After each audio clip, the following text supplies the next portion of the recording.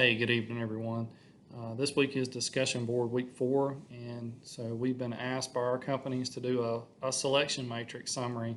So this is kind of going to go over the highlights, and each of us is going to have a specific area to focus on. My company has asked me to focus on operating costs and cost incurred by us starting our own fleet of aircraft here.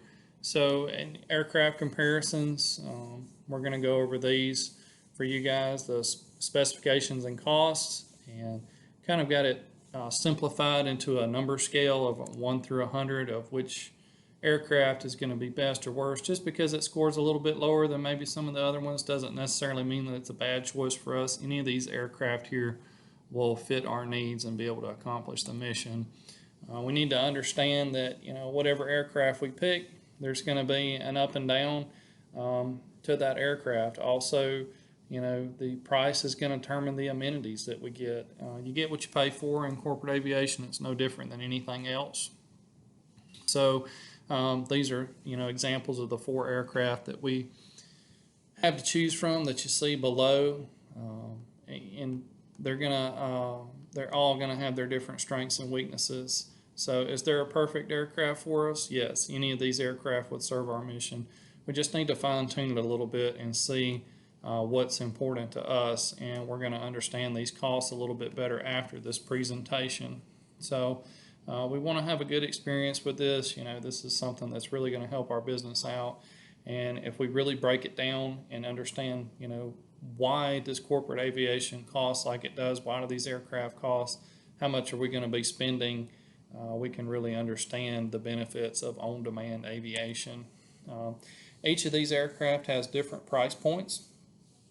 So the first is the purchase price. You can see that the 2 on the right there, those are going to be the new aircraft, and the 2 on the left, those are going to be pre-owned aircraft. So obviously their purchase price is going to go a little bit higher on the scale. Like I said, these are from 1 to 100. Value factor, and this is what it's going to, this is what the aircraft is going to hold its value over time. And actually, you'd be surprised that the pre-owned Lear 45 actually has a better rating than any of these other aircraft. I thought that was rather interesting. And we're just going to go through the list talking about range with max payload. Well, what does that mean? That means if we pack this aircraft out to its capacity, how far are we going to be able to go? Are we going to be able to, get all of our stop, get there in one stop? Are we going to have multiple stops? Multiple stops mean we're having to stop for more fuel, landing fees. It's going to cost us more. So we need to consider that as well.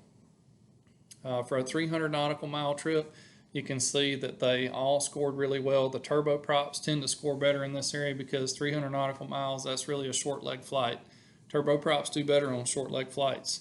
It's just they're better on fuel, and it's also less maintenance cost, running those per hour. If we look down at the maintenance cost per hour, which is the next what you guys were concerned with, I need to point out the differences here. So the Lear and the Citation, these are jet type aircraft, so their maintenance costs are going to be a little bit higher versus the turboprop aircraft, which would be the Cessna Conquest and the TBM 930. One thing to point out, the Conquest 2, it has 2 engines, so whenever those engines need to be overhauled, we're talking about 2 engines. They're typically done around the same time. When the props need to be overhauled, it's 2 engines, 2 oil changes.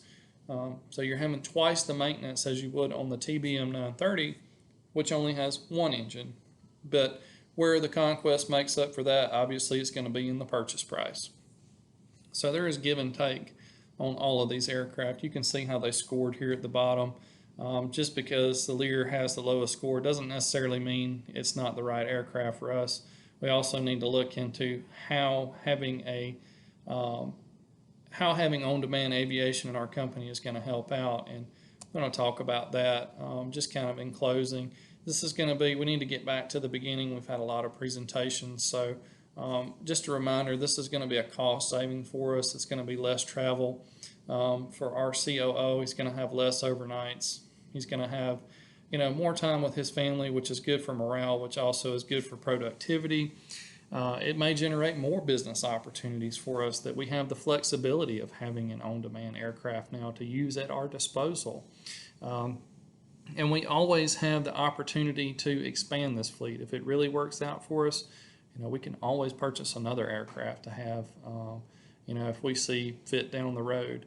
Also, we really need to make a decision on the type of airframe that we want. So I really need some input from you guys on other things besides cost, because cost is kind of a narrow perspective to have. While it is very important, we need to hear some other things on what you guys would like to see on these 4 airframes so we can narrow it down and make a decision on what's going to work best for us. But I appreciate you guys listening to the presentation. Thanks.